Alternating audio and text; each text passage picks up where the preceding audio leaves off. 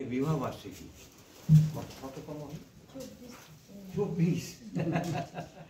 ছেলে কত বড়? 24 বছর আগে ওনাদের এই বিবাহ অনুষ্ঠান হয়েছিল। ওনারা প্রত্যেক বছরই একটা বার্ষিক প্রত্যেক বছর একবার করে করেন। আমাদের আশ্রমে আজকে এসেছেন। আমরা ঠাকুরের কাছে আপনাদের উদ্দেশ্যে যে ভোগ রান্না করেছিলাম, আপনারা আসার আগে নিবেদন করা হয়ে গেছে। হ্যাঁ, নাহলে ছেলেরা খেতে পারে না। তো যাই হোক, আপনারা এসেছেন ঠাকুরের কাছে, আমরা প্রার্থনা করি আপনারা ভালো থাকুন, সুখে থাকুন, আপনাদের পরিবার ভালো থাকুক। আমাদের ছেলেমেয়েরাও প্রত্যেকেই আপনাদের শুভ কামনা করছে। একটা গান গিয়ে শোনাবে মায়ের কাছে। হ্যাঁ, আমাদের মা এই ভোগটা গ্রহণ করবেন, তারপরে সেইটা গিয়ে খাবারের সঙ্গে মিশিয়ে দেওয়া হবে, তারপরে সবাই মিলে সেটা খাওয়া হবে। তো আপনারা কিছু বলবেন না? এটা আশীর্বাদ করে দাও। হ্যাঁ,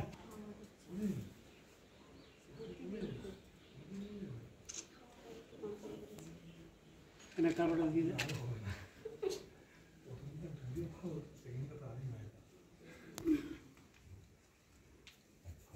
বৃষ্টির কোনো খবর নাই গো। সব মানুষ বাঁধবে, বাচ্চাদের খাবার জল।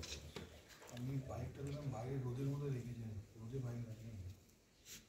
বাইকটা তো রোদ লাগছে। লক্ষ্য করবে না।